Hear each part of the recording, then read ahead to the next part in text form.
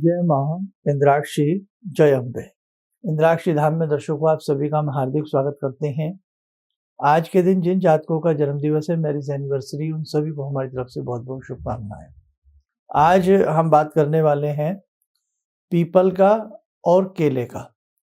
जो भी जातक वृक्ष लगाता है, पौधा लगाता है, अनेकों प्रकार की उसकी कामनाएं पूर्ण होती हैं। और किस प्रकार से पीपल का और केले का वृक्ष हमें सुख संपत्ति का आशीर्वाद देते हैं, उनमें क्या क्या शक्तियां होती हैं, ऐसी कुछ बातें आज के इस अंक में हम आपको करने वाले हैं। आइए पहले आज का हम पंचांग देखें। 30 दिसंबर सन 2022, दिन शुक्रवार, पौष मास, शुक्ल पक्ष, संवत 2079, तिथि अष्टमी, नक्षत्र उत्तरा भाद्रपद, राहु काल 10:30 से 12, दिशा सूर्य पश्चिम दिशा। अब देखिए, केले में भगवान विष्णु का वास होता है और जहाँ विष्णु की पूजा होती है वहाँ लक्ष्मी भी प्रसन्न रहती है। इसीलिए केले के कम से कम हमें 5 वृक्ष लगाने चाहिए, 5 पौधे हमें रोपने चाहिए। पीपल के बारे में आप जानते ही हैं। पीपल पर बहुत लोग पितरों का भी वास मानते हैं, लेकिन ब्रह्मा विष्णु महेश का भी वास होता है, देवों का वास होता है और पीपल ऑक्सीजन का एक भंडार होते हैं।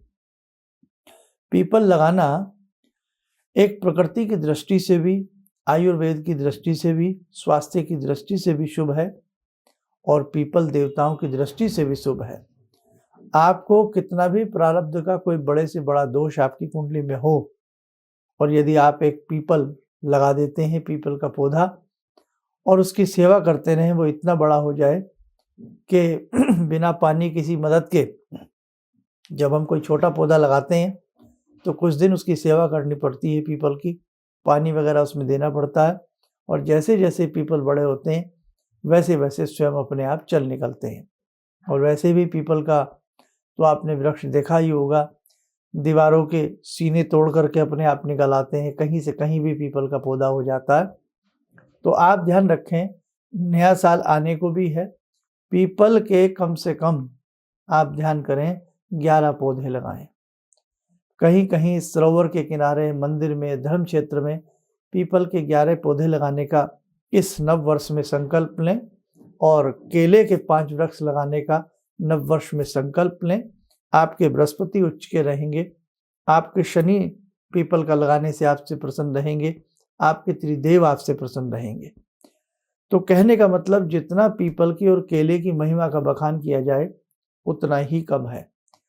तो आपको हम यही बताना चाह रहे हैं, जिनके पितृ असंतुष्ट हैं या जिन घरों में अचानक दुर्घटनाएं होती रहती हैं, तो वहाँ उनको पीपल का पेड़ तो लगाना ही चाहिए। जिस घर में रिद्धि सिद्धि की कमी बनी हो, विद्या की कमी बनी हो, संतान की कमी बनी हो, उन्हें केले का पौधा लगाना ही चाहिए। ठीक है, तो बहुत सारी कामनाओं को पूर्ण करने वाले हैं ये दोनों वृक्ष। तो हम सब मिलकर के ऐसा संकल्प उठाएं नए साल से, 1 जनवरी से, कि हम जहाँ जहाँ भी हमें लगे, हम 11 पौधों का साल में संकल्प जरूर उठाएं पीपल के, और 5 पौधे हम केले की जड़ लगाएं। बहुत ज़्यादा बड़ी बात नहीं है, बहुत बड़े किसी खर्चे का काम नहीं है, लेकिन अगर संकल्प शक्ति बड़ी हो तो सारे कार्य छोटे लगने लगते हैं। तो देखते हैं कौन कौन इस संकल्प को पूरा करता है। और एक चीज़ मैं आपको फिर बता दूं कि वास्तव में अनेकों प्रकार की रिद्धि सिद्धि देने वाला केले का वृक्ष है और अनेकों प्रकार की कामनाओं को पूर्ण करने वाला पीपल का वृक्ष है। किस दिन लगाना है ये भी हम आपको बता देते हैं। पीपल आप जब भी लगाएं, या तो पूर्णिमा में लगाएं या एकादशी में उसके पौधे लगाएं, और जब केले का पेड़ लगाएं तो उसे सोमवार में लगाएं या गुरुवार, थर्सडे, वीरवार के दिन आप उसके पौधे कहीं भी रोप के आएँ। और जब केले का पौधा लगाएं, सुबह सुबह बृहस्पति की होरा में, यानी कि सुबह सुबह जिस समय सूर्य निकलते हैं उसके कुछ मिनटों के उपरांत जरूर लगाएं और विष्णु भगवान, लक्ष्मी माता का ध्यान करके, प्रणाम करके इस पौधे को लगा करके थोड़ा सा हम पानी, अच्छी मिट्टी की व्यवस्था करके प्यार से लगा के आएँ। ऐसे ही जब केले का लगाएं तो वहाँ पर भी शनि देव का और त्रिदेव का ध्यान करके, भगवान श्री कृष्ण का ध्यान करके, विष्णु का ध्यान करके, भोलेनाथ का ध्यान करके और अपने पितरों का ध्यान करके आप पीपल का पेड़ लगाएं। आप लगा के देखें, आपको आशातीत लाभ मिलेगा। जैसे जैसे वो बड़े होंगे वैसे वैसे आपके जीवन की समृद्धि, आपका यश, आपका वैभव बड़ा होने लगेगा। और प्रकृति भी हरी भरी होती है और प्रकृति से भी हमें एक मूक साइलेंट आशीर्वाद प्राप्त होता है। आइए समय हो चला आज की ध्यानमाला का। आज की ध्यानमाला में हम जुड़ते हैं भगवान श्री विष्णु से।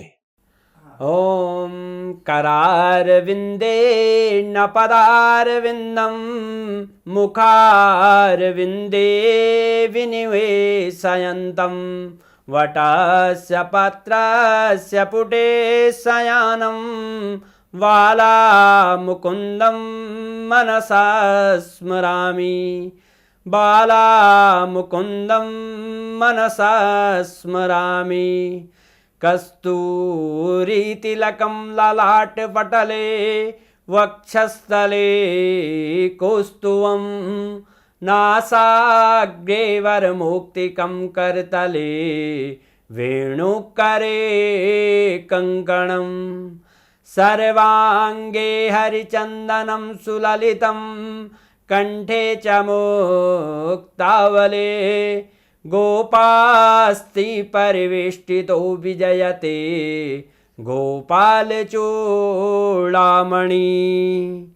शान्ताकारं भुजगशयनं पद्मनाभं सुरेशं विश्वाधारं गगनसदृशं मेघवर्णं शुभांगं लक्ष्मीकान्तं कमलनयनं योगवृद्ध्यानगम्यं वन्दे विष्णुं भवभयहरं सर्वलोकैकनाथं।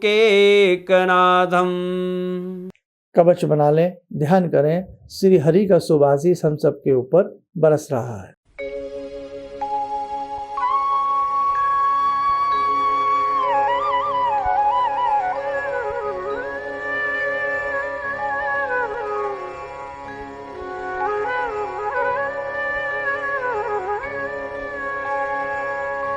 ओम बोलते हुए नेत्र खोलें, सामान्य हो जाए। देखो साधकों, नए साल के हमने आपको उपाय बताए हैं। 31 तारीख की रात्रि में हमें क्या करना है, हमारा वो अंक देखने ला नए साल के उपाय, और 1 जनवरी को हम कैसे प्रारंभ करेंगे वो भी उसमें सारी बातें बताई गई हैं।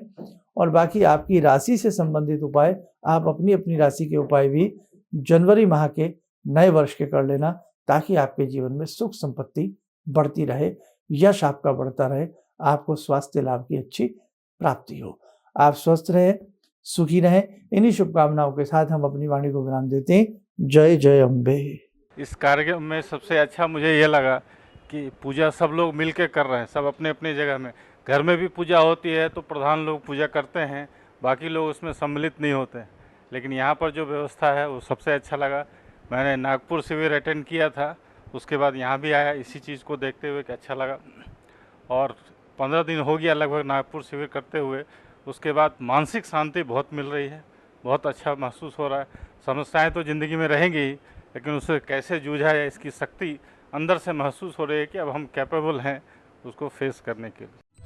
किसी भी समस्या के समाधान के लिए मिले प्रसिद्ध हस्तरेखा एवं वास्तु विशेषज्ञ प्रोफेसर धर्मेंद्र शर्मा जी से।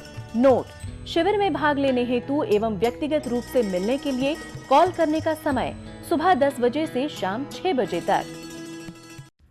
हमारे विभिन्न ज्ञानवर्धक कार्यक्रम देखने के लिए आप हमें अभी सब्सक्राइब करें, बेल आइकन को प्रेस करें ताकि आप देख सकें हमारा कार्यक्रम सबसे पहले। और अधिक जानकारी के लिए फेसबुक पेज को लाइक करना न भूलें।